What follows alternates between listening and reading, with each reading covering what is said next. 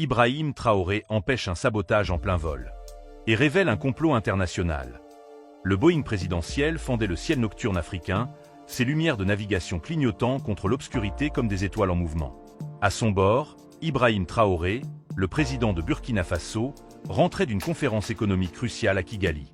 Son visage, illuminé par la lueur bleutée de sa tablette, reflétait une concentration intense alors qu'il parcourait les notes de l'accord qu'il venait de négocier. « Monsieur le Président, nous survolerons le Niger dans environ 20 minutes.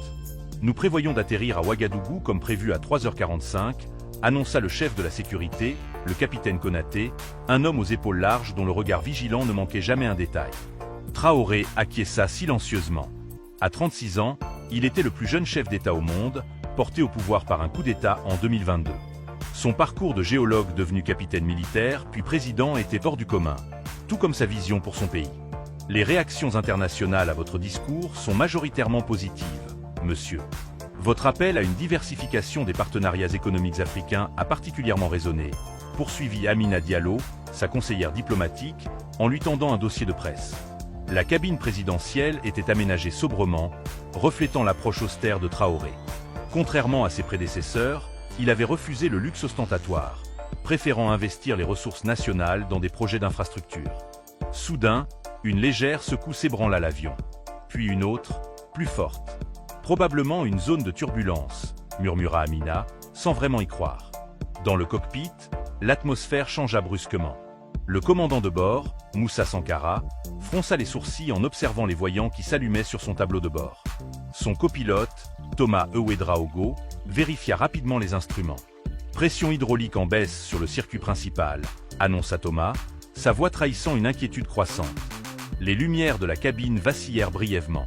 Le capitaine Konaté, alerté par son oreillette, se pencha vers le président. « Monsieur, le commandant signale un problème technique.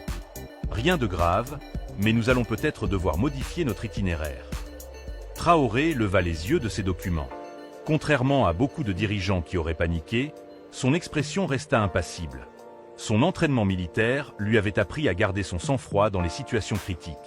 « De quel type de problème s'agit-il exactement » demanda-t-il d'une voix calme. Avant que Konaté ne puisse répondre, un bruit sourd retentit à l'arrière de l'appareil, suivi d'une décompression brutale. Les masques à oxygène tombèrent automatiquement du plafond. « Mettez votre masque, monsieur le président !» cria Konaté, plaquant le sien sur son visage tout en aidant Traoré à s'équiper. À travers le hublot, Traoré aperçut une lueur orange inquiétante provenant de l'aile droite. Ce n'était pas une simple panne. Ses yeux exercés d'ancien géologue et militaire lui disaient que quelque chose n'allait pas dans la structure même de l'appareil. Dans le cockpit, la situation s'aggravait rapidement. « Nous perdons de l'altitude.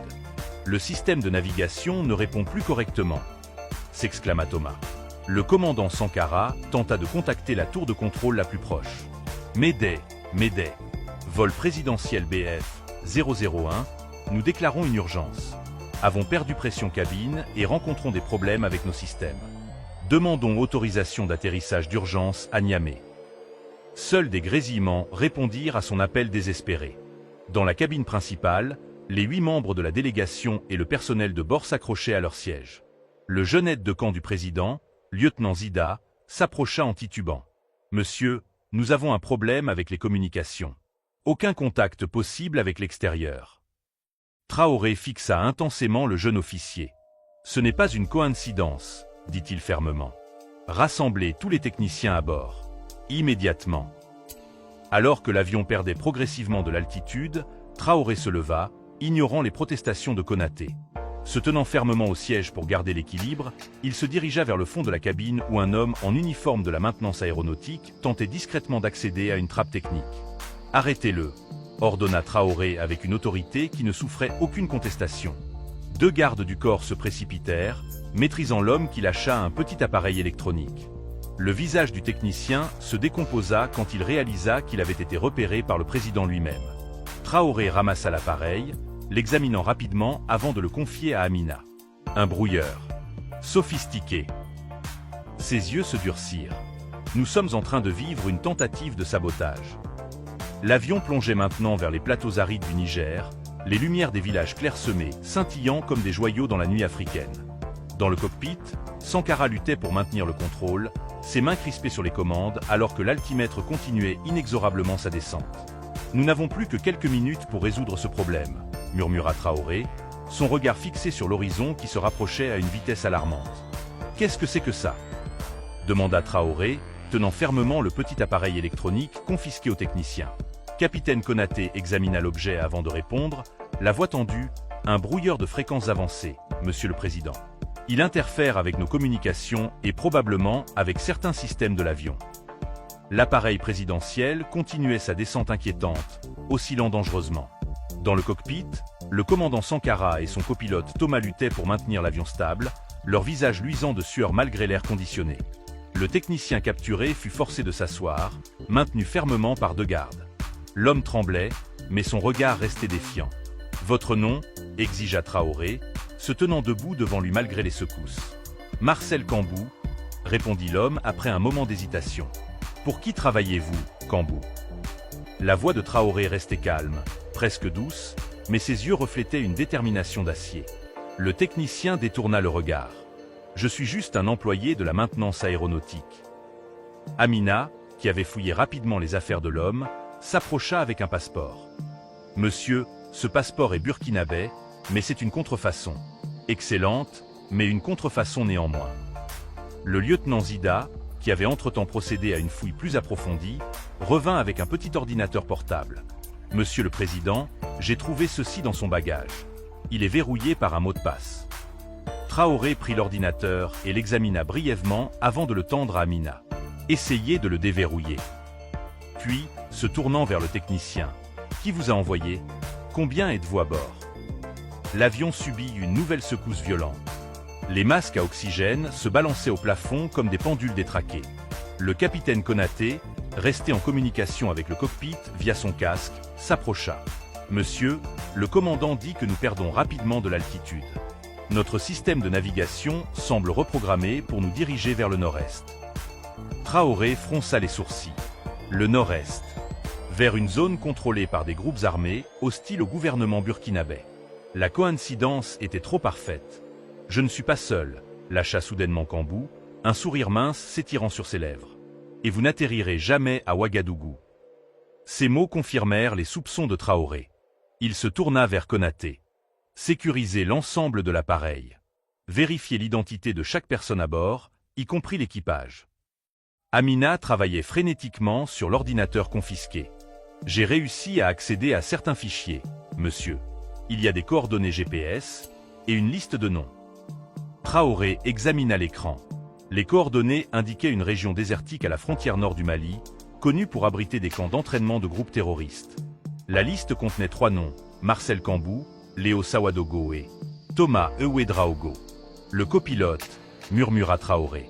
Il est complice. À ce moment précis, une détonation sourde retentit dans le cockpit, suivie de cris. Le lieutenant Zida se précipita vers l'avant de l'appareil, arme au poing, suivi par 2 gardes. Dans le cockpit, ils découvrirent le commandant Sankara luttant avec Thomas, qui tentait d'insérer une clé USB dans le système informatique de l'avion. Le panneau de contrôle clignotait de manière erratique, des alarmes résonnant dans tout l'appareil. « À terre. Maintenant !» hurla Zida, pointant son arme sur le copilote. Thomas leva lentement les mains, laissant tomber la clé USB. Le commandant Sankara, une coupure au front, reprit rapidement sa place aux commandes. « Il a essayé de télécharger un programme dans le système », expliqua Sankara, essuyant le sang qui coulait sur son visage. « J'ai réussi à l'en empêcher, mais notre situation reste critique. » Traoré, qui avait rejoint le cockpit, ramassa la clé USB et l'examina. Un virus informatique, probablement conçu pour désactiver complètement nos systèmes de vol. L'altimètre indiquait maintenant 15,000 pieds et continuait à descendre. « Commandant, pouvez-vous reprendre le contrôle ?» demanda Traoré. Sankara secoua la tête, frustré. Les commandes principales ne répondent pas correctement. Quelque chose interfère toujours avec le système. Amina, qui les avait suivis, brancha l'ordinateur portable confisqué sur une prise du cockpit. « Je pense avoir trouvé quelque chose, monsieur. Un programme de contrôle à distance. Quelqu'un pilote partiellement notre avion depuis le sol. » Traoré fixa l'horizon qui se rapprochait. « Peuvent-ils nous voir? Nous entendre? » « Probablement, » confirma Amina. « Il y a une transmission vidéo et audio active. » Parfait, dit Traoré, surprenant tout le monde. Il se pencha vers l'ordinateur, comme s'il s'adressait directement à ceux qui les surveillaient. À ceux qui orchestrent cette attaque, vous avez échoué. Nous avons identifié vos agents et neutralisé votre plan. Cet avion n'atterrira pas là où vous le souhaitez. Puis, se tournant vers Sankara, commandant, coupez tous les systèmes électroniques. Tout. Nous allons piloter manuellement. Mais monsieur, c'est extrêmement risqué sans navigation. C'est notre seule chance, affirma Traoré. Ils ne peuvent pas contrôler ce qui n'est plus connecté. Le lieutenant Zida, qui surveillait les 2 saboteurs capturés, s'approcha. Monsieur, Kambou a parlé. Il dit qu'il y a un 3e homme, un technicien nommé Diallo, qui a placé des charges explosives dans la soute. Le visage de Traoré resta impassible, mais ses yeux s'assombrirent. Capitaine Konaté, trouvez-moi ce Diallo. À l'extérieur, l'obscurité était presque totale, à l'exception des lumières de village occasionnelles qui scintillaient au loin comme des constellations terrestres. L'avion descendait toujours, mais moins rapidement depuis que Sankara avait commencé à déconnecter les systèmes électroniques un par un. Konaté revint quelques minutes plus tard, traînant un homme en uniforme d'entretien. « Monsieur, nous l'avons trouvé essayant d'accéder à la soute. » L'homme, visiblement plus âgé que les autres saboteurs, garda un silence obstiné malgré les interrogations. « Il avait ceci sur lui », ajouta Konaté, montrant un détonateur télécommandé sophistiqué. Traoré examina l'appareil puis fixa l'homme. « Où sont les explosifs, Diallo ?» Le silence persista. « Si nous explosons, vous mourrez aussi, » dit calmement Traoré. « Est-ce vraiment ce que vous voulez ?» Quelque chose vacilla dans le regard de l'homme. « Compartiment arrière de la soute. 3 charges, murmura-t-il finalement. « Zida, prenez 2 hommes et désactivez ces charges. Suivez les instructions de Diallo à la lettre. » Alors que Zida emmenait le saboteur, Sankara annonça « Tous les systèmes électroniques principaux sont désactivés, monsieur. Nous volons pratiquement à l'aveugle, mais au moins nous ne sommes plus télécommandés. » « Quelle est notre position approximative ?» demanda Traoré. « Quelque part au-dessus du Niger central, je pense. Nous pourrions tenter d'atteindre Niamey. » Sankara s'interrompit, scrutant l'horizon. « Attendez, je vois des lumières au sol.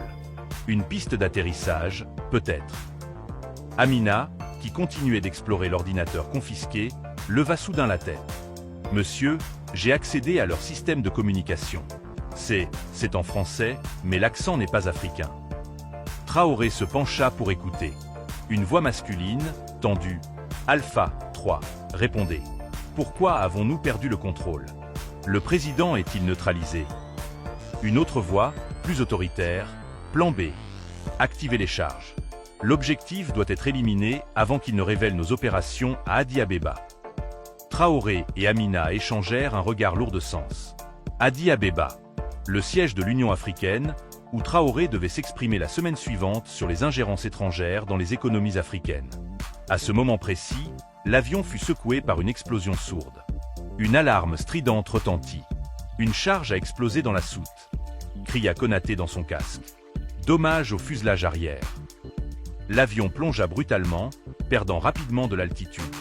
Sankara luttait avec les commandes manuelles, son visage crispé par l'effort. « Tout le monde, position d'urgence », ordonna Traoré, avant de se tourner vers Sankara. « Commandant, ces lumières au sol, pouvez-vous nous y amener ?»« Je vais essayer, monsieur le président », répondit Sankara, les mains crispées sur le manche. « Mais je ne vous garantis pas un atterrissage en douceur. » L'altimètre indiquait maintenant 3,000 pieds et chutait rapidement. Le sol se rapprochait, les lumières d'une piste devenant plus distinctes. « C'est une base militaire nigérienne, » identifia Konaté. « Nous sommes proches de Tillabéri. » Traoré hocha la tête. Le Niger, dirigé par une junte militaire comme le Burkina Faso, était un allié.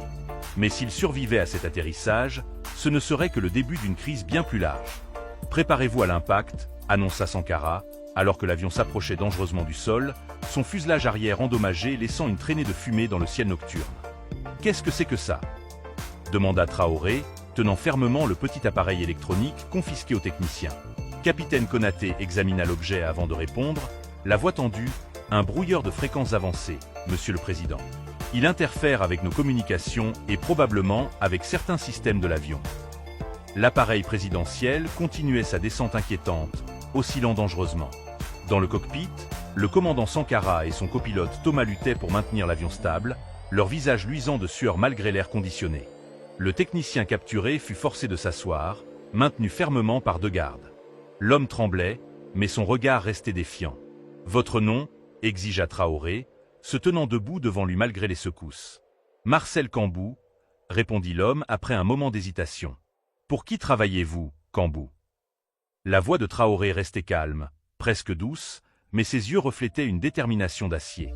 Le technicien détourna le regard. « Je suis juste un employé de la maintenance aéronautique. » Amina, qui avait fouillé rapidement les affaires de l'homme, s'approcha avec un passeport. « Monsieur, ce passeport est burkinabé, mais c'est une contrefaçon. Excellente, mais une contrefaçon néanmoins. » Le lieutenant Zida, qui avait entre-temps procédé à une fouille plus approfondie, revint avec un petit ordinateur portable. « Monsieur le Président, j'ai trouvé ceci dans son bagage. Il est verrouillé par un mot de passe. » Traoré prit l'ordinateur et l'examina brièvement avant de le tendre à Amina. « Essayez de le déverrouiller. » Puis, se tournant vers le technicien. « Qui vous a envoyé? Combien êtes-vous à bord ?» L'avion subit une nouvelle secousse violente. Les masques à oxygène se balançaient au plafond comme des pendules détraquées. Le capitaine Konaté, resté en communication avec le cockpit via son casque, s'approcha. « Monsieur, le commandant dit que nous perdons rapidement de l'altitude. Notre système de navigation semble reprogrammé pour nous diriger vers le nord-est. » Traoré fronça les sourcils. Le nord-est. Vers une zone contrôlée par des groupes armés, hostiles au gouvernement burkinabé. La coïncidence était trop parfaite. « Je ne suis pas seul », lâcha soudainement Cambou, un sourire mince s'étirant sur ses lèvres. « Et vous n'atterrirez jamais à Ouagadougou. » Ces mots confirmèrent les soupçons de Traoré. Il se tourna vers Konaté. « Sécurisez l'ensemble de l'appareil. Vérifiez l'identité de chaque personne à bord, y compris l'équipage. » Amina travaillait frénétiquement sur l'ordinateur confisqué. « J'ai réussi à accéder à certains fichiers, monsieur. Il y a des coordonnées GPS et une liste de noms. » Traoré examina l'écran.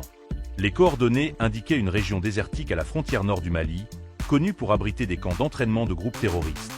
La liste contenait 3 noms, Marcel Cambou, Léo Sawadogo et Thomas Ewedraogo. Le copilote, murmura Traoré. Il est complice. À ce moment précis, une détonation sourde retentit dans le cockpit, suivie de cris. Le lieutenant Zida se précipita vers l'avant de l'appareil, arme au poing, suivi par 2 gardes. Dans le cockpit, ils découvrirent le commandant Sankara luttant avec Thomas, qui tentait d'insérer une clé USB dans le système informatique de l'avion. Le panneau de contrôle clignotait de manière erratique, des alarmes résonnant dans tout l'appareil. « À terre. Maintenant !» hurla Zida, pointant son arme sur le copilote. Thomas leva lentement les mains, laissant tomber la clé USB. Le commandant Sankara, une coupure au front, reprit rapidement sa place aux commandes. « Il a essayé de télécharger un programme dans le système », expliqua Sankara, essuyant le sang qui coulait sur son visage. « J'ai réussi à l'en empêcher, mais notre situation reste critique. » Traoré, qui avait rejoint le cockpit, ramassa la clé USB et l'examina. Un virus informatique, probablement conçu pour désactiver complètement nos systèmes de vol. L'altimètre indiquait maintenant 15,000 pieds et continuait à descendre. « Commandant, pouvez-vous reprendre le contrôle ?» demanda Traoré. Sankara secoua la tête, frustré. Les commandes principales ne répondent pas correctement. Quelque chose interfère toujours avec le système. Amina, qui les avait suivis, brancha l'ordinateur portable confisqué sur une prise du cockpit. « Je pense avoir trouvé quelque chose, monsieur. Un programme de contrôle à distance. Quelqu'un pilote partiellement notre avion depuis le sol. » Traoré fixa l'horizon qui se rapprochait. « Peuvent-ils nous voir? Nous entendre? » « Probablement, » confirma Amina. « Il y a une transmission vidéo et audio active. »« Parfait, » dit Traoré, surprenant tout le monde. Il se pencha vers l'ordinateur, comme s'il s'adressait directement à ceux qui les surveillaient. « À ceux qui orchestrent cette attaque, vous avez échoué. Nous avons identifié vos agents et neutralisé votre plan. Cet avion n'atterrira pas là où vous le souhaitez. » Puis, se tournant vers Sankara, « Commandant, coupez tous les systèmes électroniques. »« Tout. Nous allons piloter manuellement. »« Mais monsieur, c'est extrêmement risqué sans navigation. »« C'est notre seule chance, » affirma Traoré. « Ils ne peuvent pas contrôler ce qui n'est plus connecté. » Le lieutenant Zida, qui surveillait les deux saboteurs capturés, s'approcha. « Monsieur, Cambou a parlé. Il dit qu'il y a un troisième homme, un technicien nommé Diallo, qui a placé des charges explosives dans la soute. » Le visage de Traoré resta impassible, mais ses yeux s'assombrirent. « Capitaine Konaté, trouvez-moi ce Diallo. » À l'extérieur, l'obscurité était presque totale, à l'exception des lumières de villages occasionnelles qui scintillaient au loin comme des constellations terrestres. L'avion descendait toujours, mais moins rapidement depuis que Sankara avait commencé à déconnecter les systèmes électroniques un par un. Konaté revint quelques minutes plus tard, traînant un homme en uniforme d'entretien. « Monsieur, nous l'avons trouvé essayant d'accéder à la soute. » L'homme, visiblement plus âgé que les autres saboteurs, garda un silence obstiné malgré les interrogations. « Il avait ceci sur lui », ajouta Konaté, montrant un détonateur télécommandé sophistiqué. Traoré examina l'appareil puis fixa l'homme. « Où sont les explosifs, Diallo ?» Le silence persista. « Si nous explosons, vous mourrez aussi, » dit calmement Traoré. « Est-ce vraiment ce que vous voulez ?» Quelque chose vacilla dans le regard de l'homme. « Compartiment arrière de la soute. »« 3 charges, » murmura-t-il finalement. « Zida, prenez 2 hommes et désactivez ces charges. Suivez les instructions de Diallo à la lettre. » Alors que Zida emmenait le saboteur, Sankara annonça « Tous les systèmes électroniques principaux sont désactivés, monsieur. Nous volons pratiquement à l'aveugle, mais au moins nous ne sommes plus télécommandés. » « Quelle est notre position approximative ?» demanda Traoré. « Quelque part au-dessus du Niger central, je pense. Nous pourrions tenter d'atteindre Niamey. » Sankara s'interrompit, scrutant l'horizon. « Attendez, je vois des lumières au sol. Une piste d'atterrissage, peut-être. » Amina, qui continuait d'explorer l'ordinateur confisqué, leva soudain la tête. « Monsieur, j'ai accédé à leur système de communication. C'est en français, mais l'accent n'est pas africain. » Traoré se pencha pour écouter. Une voix masculine, tendue, « Alpha 3, répondez. Pourquoi avons-nous perdu le contrôle? Le président est-il neutralisé ?» Une autre voix, plus autoritaire, « Plan B. Activez les charges. L'objectif doit être éliminé avant qu'il ne révèle nos opérations à Addis Abeba. » Traoré et Amina échangèrent un regard lourd de sens. Addis Abeba, le siège de l'Union africaine, où Traoré devait s'exprimer la semaine suivante sur les ingérences étrangères dans les économies africaines. À ce moment précis, l'avion fut secoué par une explosion sourde. Une alarme stridente retentit. « Une charge a explosé dans la soute », cria Konaté dans son casque. « Dommage au fuselage arrière. » L'avion plongea brutalement, perdant rapidement de l'altitude. Sankara luttait avec les commandes manuelles, son visage crispé par l'effort. « Tout le monde, position d'urgence », ordonna Traoré, avant de se tourner vers Sankara. « Commandant, ces lumières au sol, pouvez-vous nous y amener ?»« Je vais essayer, monsieur le président », répondit Sankara, les mains crispées sur le manche. « Mais je ne vous garantis pas un atterrissage en douceur. » L'altimètre indiquait maintenant 3,000 pieds et chutait rapidement. Le sol se rapprochait, les lumières d'une piste devenant plus distinctes. « C'est une base militaire nigérienne, » identifia Konaté. « Nous sommes proches de Tillabéri. » Traoré hocha la tête. Le Niger, dirigé par une junte militaire comme le Burkina Faso, était un allié. Mais s'il survivait à cet atterrissage, ce ne serait que le début d'une crise bien plus large. « Préparez-vous à l'impact », annonça Sankara, alors que l'avion s'approchait dangereusement du sol, son fuselage arrière endommagé laissant une traînée de fumée dans le ciel nocturne. Traoré serra les accoudoirs de son siège, son esprit calme malgré la situation désespérée. Il avait fait face à la mort plusieurs fois dans sa carrière militaire, mais jamais dans des circonstances aussi dramatiques. Si cet avion s'écrasait, ce ne serait pas seulement sa vie qui serait perdue, mais aussi une vision pour son pays et pour l'Afrique. 1000 pieds, 8 cents, train d'atterrissage avant sortie. La voix de Sankara était étrangement calme dans le chaos ambiant. 500 pieds, approche finale. L'avion semblait vibrer de toutes parts, comme s'il protestait contre les forces qui le tiraient vers le sol. Les lumières de la piste d'atterrissage grandissaient, formant maintenant une ligne claire dans l'obscurité. « Accrochez-vous » cria Sankara au moment où l'appareil frôla la cime de quelques arbres. Le premier contact avec le sol fut brutal, arrachant un gémissement métallique à la structure de l'avion. Le train d'atterrissage principal céda sous l'impact, et l'appareil glissa sur le ventre dans un bruit assourdissant de métal torturé. Des étincelles jaillissaient de toutes parts, alors que la carlingue raclait le tarmac. Malgré la violence de l'impact, Traoré resta conscient, comptant les secondes qui semblaient s'étirer indéfiniment. Puis, après ce qui parut une éternité, l'avion s'immobilisa enfin dans un dernier soubresaut. Un silence surnaturel s'installa, rompu seulement par le crépitement des systèmes électriques endommagés et les gémissements de quelques passagers. « Tout le monde va bien ?» demanda Traoré, se redressant péniblement. Des réponses affirmatives résonnèrent faiblement dans la cabine enfumée. Par miracle, il semblait n'y avoir aucune victime grave. « Évacuez immédiatement !» ordonna Konaté, forçant les portes de secours. L'avion pourrait prendre feu à tout moment. À l'extérieur, des lumières de véhicules approchaient rapidement. La base militaire nigérienne avait été alertée de leur atterrissage d'urgence et envoyait des secours. Alors que les passagers évacuaient par les toboggans de secours, Traoré resta en arrière, s'assurant que tout le monde sortait, y compris les saboteurs capturés, solidement menottés et escortés par des gardes. Le dernier à quitter l'avion, Traoré fut accueilli sur le tarmac par un officier nigérien. Président Traoré salua l'homme avec respect. Le général Salaou vous attend à la base. Nous avons sécurisé le périmètre et préparé un centre de communication pour vous. Traoré acquiesça gravement. Merci, Major. Nous avons des prisonniers à interroger et des communications urgentes à établir avec Ouagadougou. Mais d'abord, je dois m'assurer que tous les membres de mon équipe reçoivent les soins nécessaires.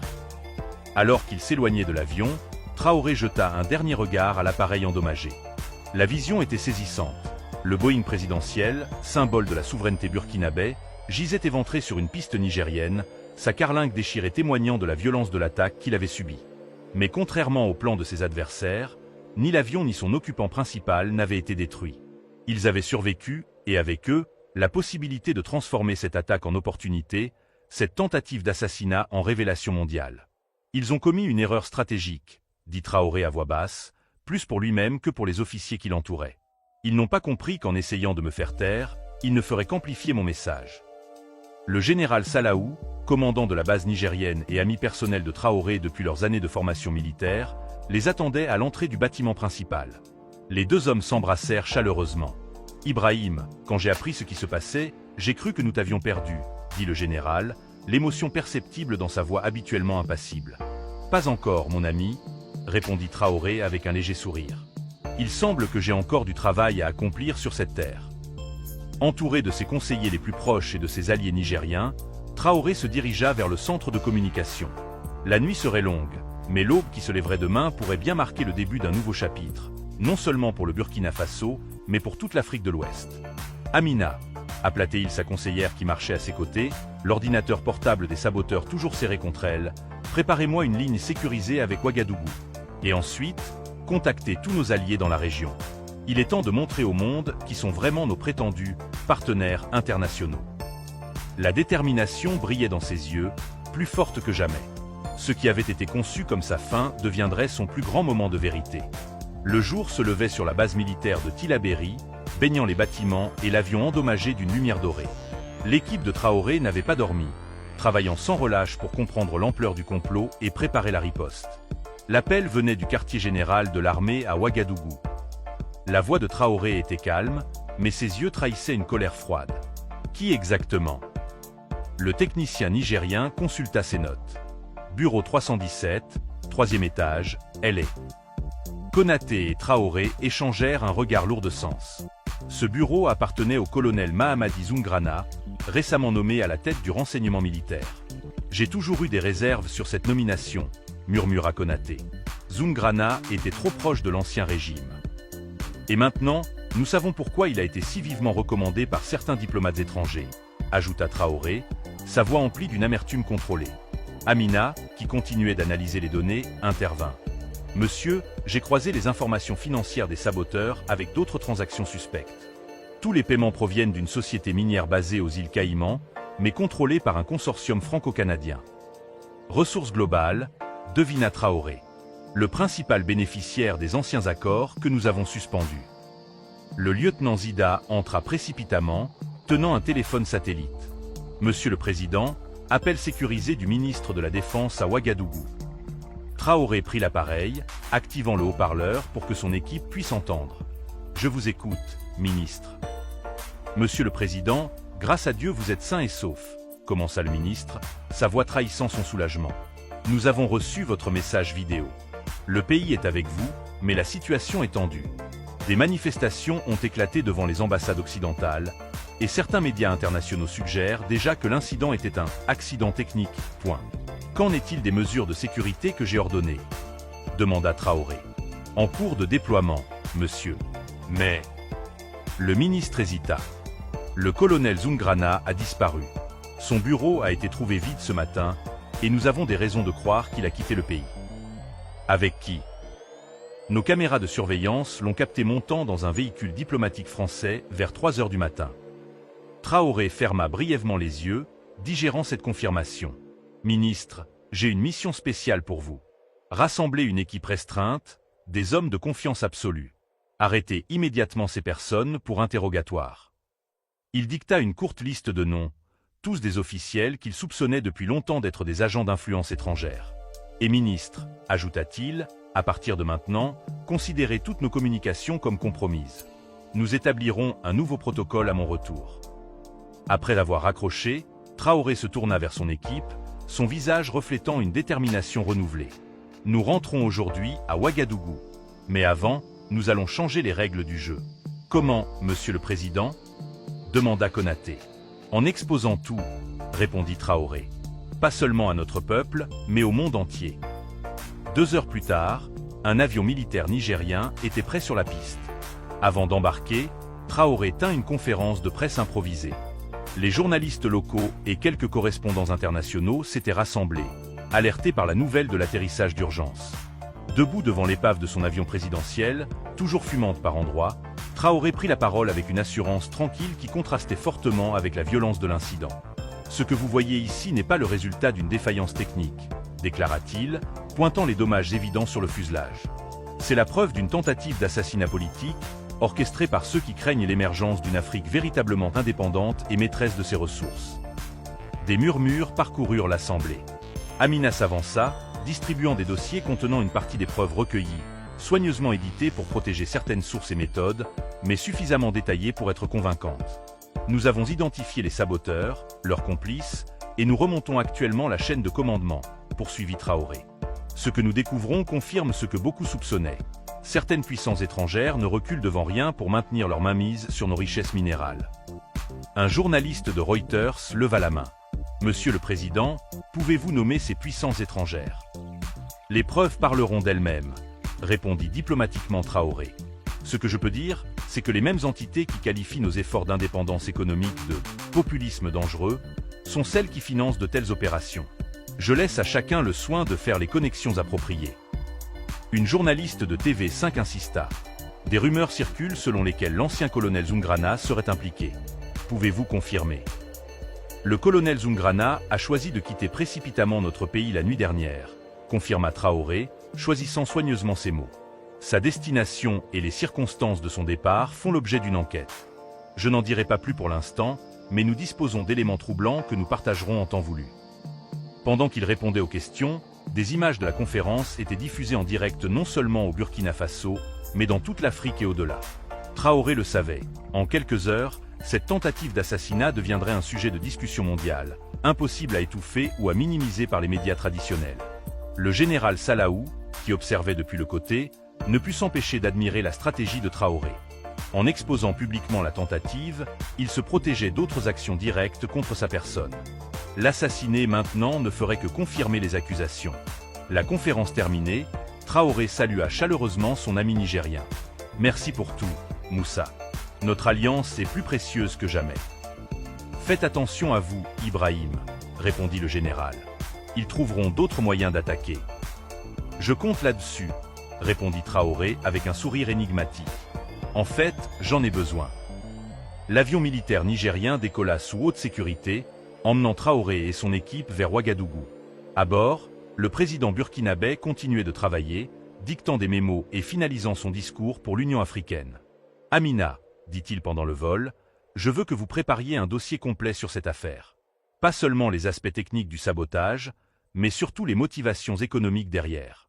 Montrez les liens entre les tentatives d'assassinat et les contrats miniers suspendus. » « Oui, monsieur le président. Je m'y attelle immédiatement. » Konaté, qui venait de recevoir un message sur son téléphone sécurisé, s'approcha. « Monsieur, les arrestations ont commencé à Ouagadougou.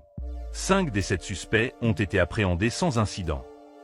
Les 2 autres, introuvables pour l'instant, mais leurs passeports ont été signalés, ils ne pourront pas quitter le pays facilement. » Traoré hocha la tête, pensif.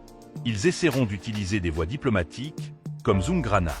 Renforcer la surveillance autour des ambassades concernées. Alors que l'avion commençait sa descente vers Ouagadougou, Traoré observa par le hublot la capitale de son pays. Les rues semblaient animées, des groupes s'étaient formés autour des écrans de télévision dans les lieux publics, et des drapeaux burkinabais flottaient plus nombreux que d'habitude. « Le peuple est avec vous, monsieur », remarqua Zida, suivant son regard. « Votre message a touché leur fierté nationale. »« Ce n'est pas ma personne qui importe », répondit Traoré. « C'est le message. L'Afrique doit se lever et prendre en main son propre destin. Si cette tentative d'assassinat peut servir à ouvrir les yeux de notre continent, alors le risque en valait la peine. » L'avion atterrit sous escorte militaire renforcée. Une foule considérable s'était massée aux abords de l'aéroport, tenue à distance par des cordons de sécurité. Des chants et des slogans de soutien s'élevaient. Traoré, défenseur de la patrie. Et non au néocolonialisme. Une délégation officielle attendait au pied de la passerelle. Le Premier ministre, plusieurs ministres clés, et des représentants de la société civile. Mais ce qui surprit agréablement Traoré fut la présence de plusieurs chefs d'État africains voisins, venus en urgence pour manifester leur solidarité. Parmi eux se trouvait Bassirou Diomaye Faye, le jeune président sénégalais, accompagné de son Premier ministre Ousmane Sonko. Également présents, les dirigeants du Mali et du Niger, formant avec le Burkina Faso une alliance régionale de plus en plus affirmée. Les accolades furent chaleureuses, les visages graves mais déterminés. Cette tentative d'assassinat avait créé un électrochoc. Elle rendait tangible une menace souvent théorisée mais rarement démontrée aussi clairement. « Mon frère », dit Faye en serrant Traoré dans ses bras, « votre survie est un message à tous ceux qui pensent pouvoir encore dicter la politique africaine depuis leur capitale lointaine. Ce qui vous est arrivé confirme ce que nous dénonçons depuis longtemps », ajouta Sonko, dont la rhétorique anti-impérialiste résonnait fortement dans toute l'Afrique de l'Ouest. « Il est temps de coordonner notre réponse. » Au palais présidentiel, une réunion d'urgence fut organisée. Autour de la table se trouvaient non seulement les dirigeants africains présents, mais aussi, par visioconférence sécurisée, plusieurs autres chefs d'État du continent.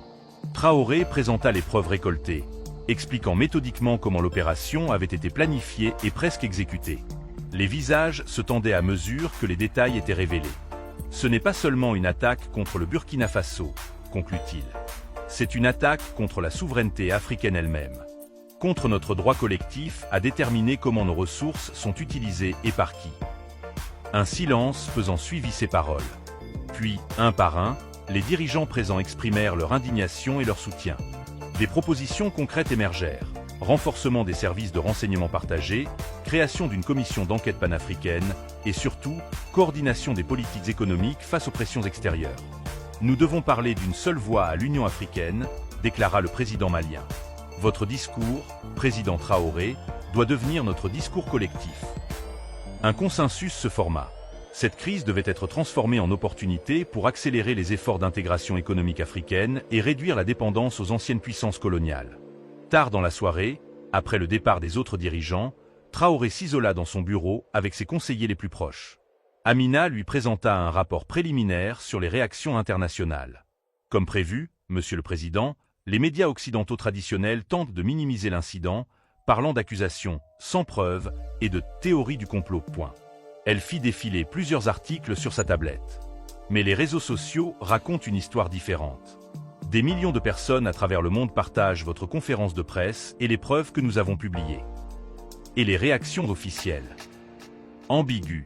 Les gouvernements occidentaux offrent formellement leur aide pour l'enquête tout en suggérant que vos accusations sont prématurées. La Chine et la Russie, sans surprise, soutiennent votre position et proposent une assistance technique et sécuritaire renforcée. Traoré sourit légèrement. Exactement comme je l'avais anticipé. Ils sont piégés dans leur propre jeu.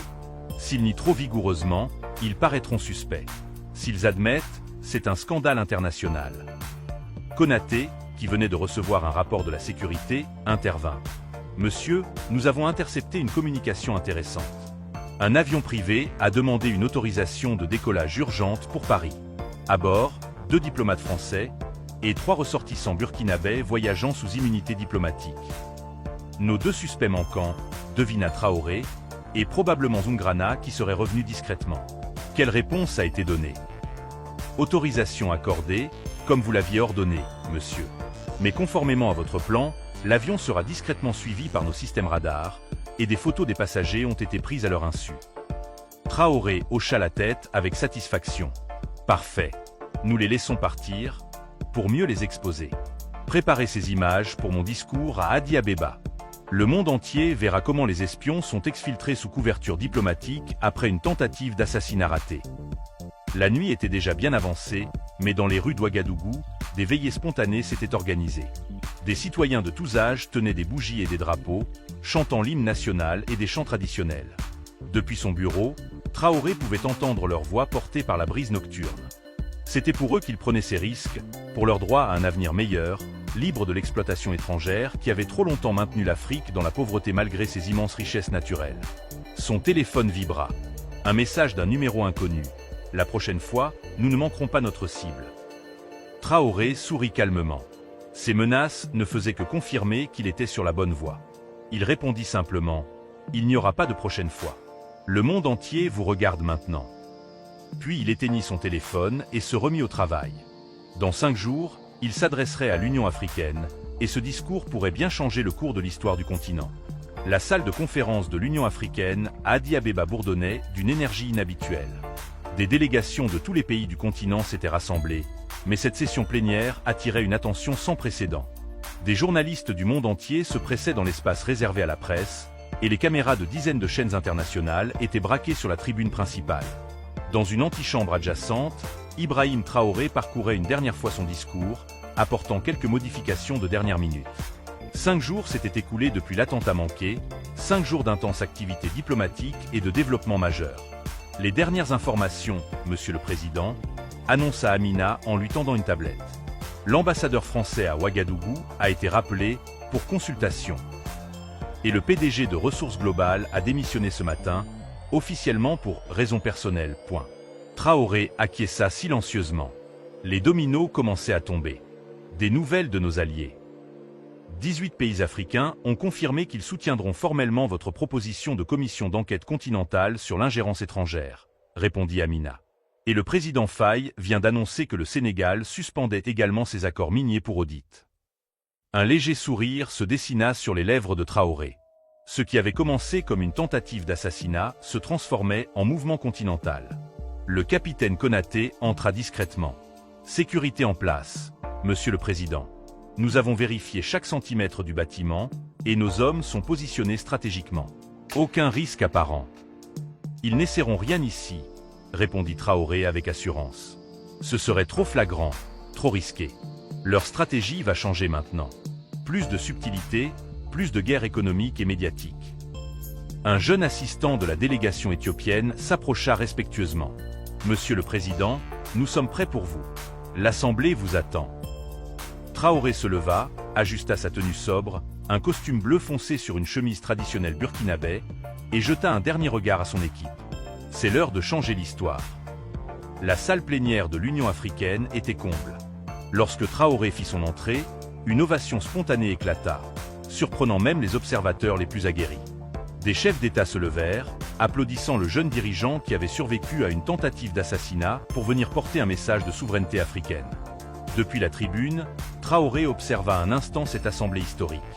Il remarqua la présence de Tidjane Thiam, récemment élu président du Parti démocratique de Côte d'Ivoire, venu en observateur. Le regard des 2 hommes se croisa brièvement, un respect mutuel visible malgré leurs différences idéologiques. Les dirigeants africains de tous bords politiques semblaient aujourd'hui unis par une cause commune. Le président de la commission de l'UA présenta Traoré avec des mots particulièrement forts. Nous accueillons aujourd'hui un homme qui incarne la résistance africaine face aux forces qui cherchent encore à nous exploiter et nous diviser. Sa présence même parmi nous est un acte de défi et de courage. Traoré prit place au pupitre, posa son discours devant lui, mais choisit de commencer sans le lire, s'adressant directement à ses pairs avec une sincérité désarmante. Honorables chefs d'État et de gouvernement, distingués délégués, je me tiens devant vous aujourd'hui par la grâce de Dieu et la vigilance de personnes dévouées. Il y a 6 jours, des forces étrangères ont tenté de me faire taire définitivement. Pourquoi? Parce que j'allais prononcer ce discours.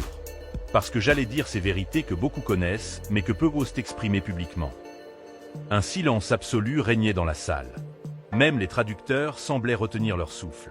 Ce qui s'est passé n'est pas uniquement une attaque contre ma personne ou contre le Burkina Faso. C'est une attaque contre l'idée même d'une Afrique souveraine, maîtresse de son destin et de ses ressources.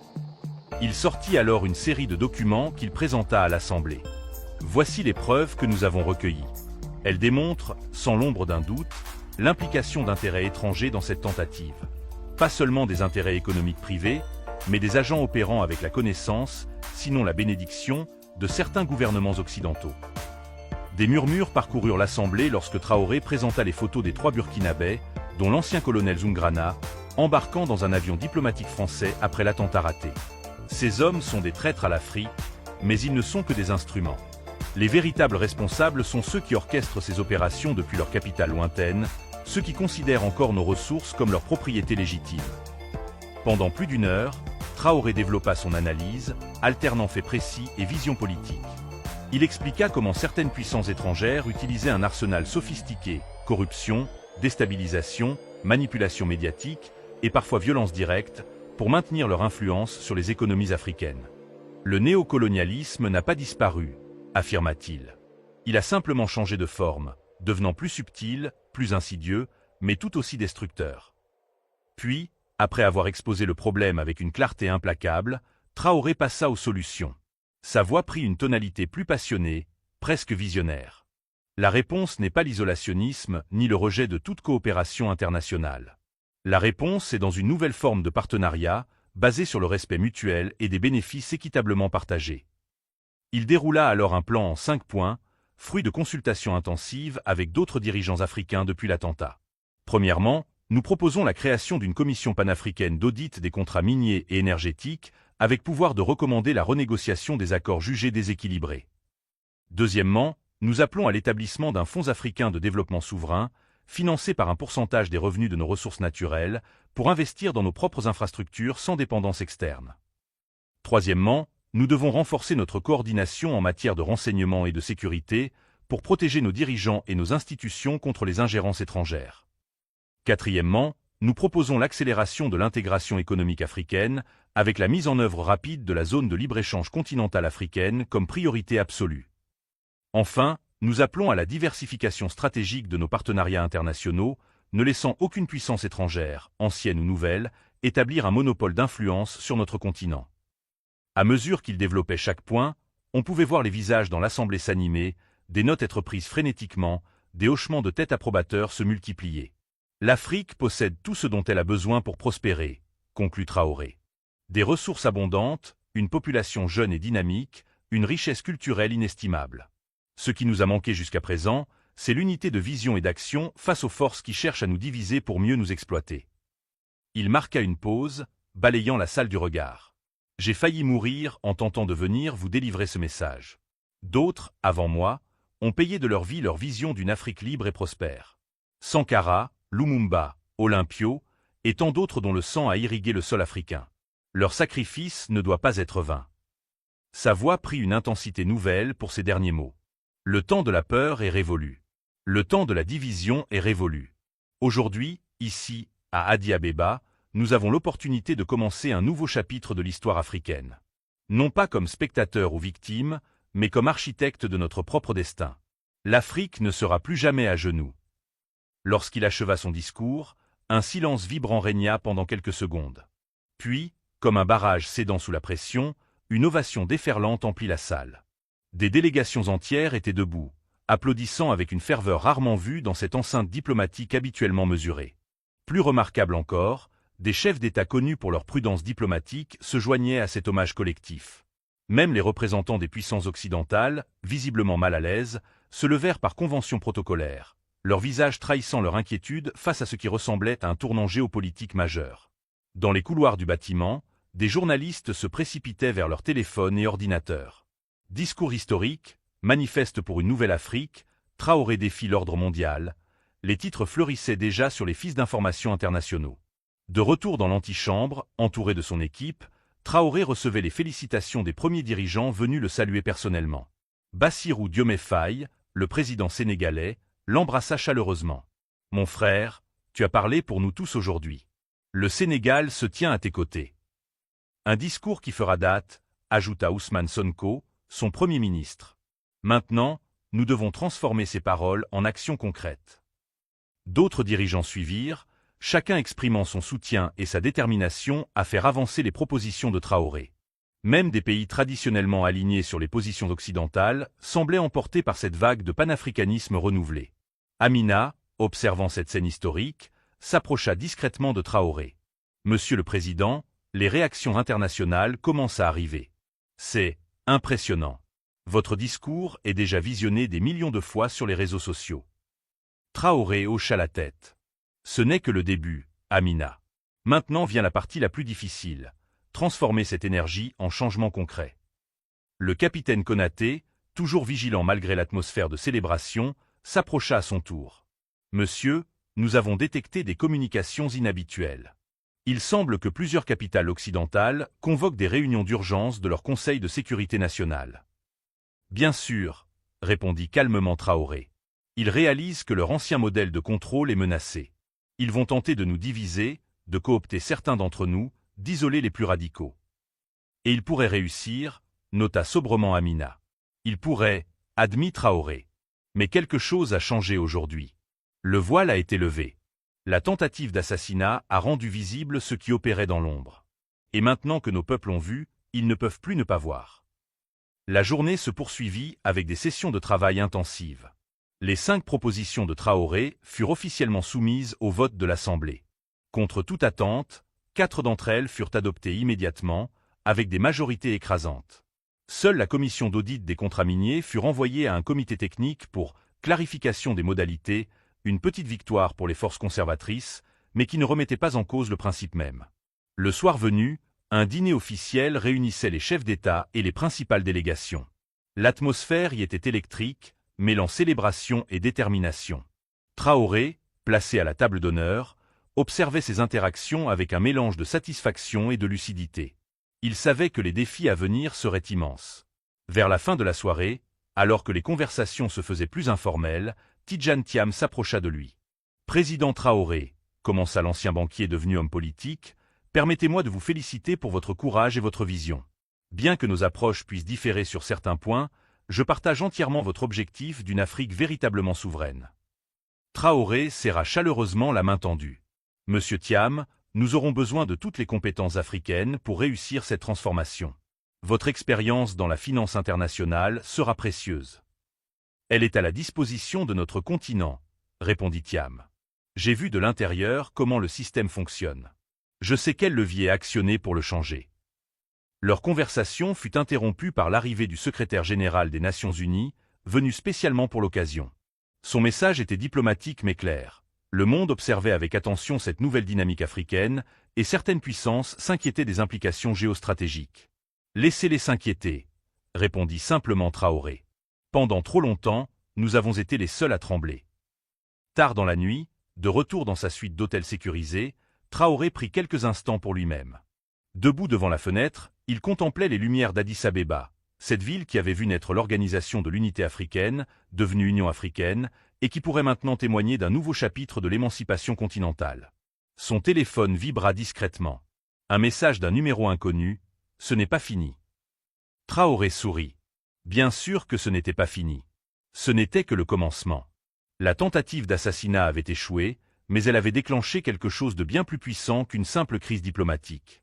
Elle avait catalysé une prise de conscience collective, transformant une tragédie potentielle en opportunité historique. Il répondit simplement, « Vous avez raison. Ce n'est pas fini. C'est le début d'une nouvelle ère.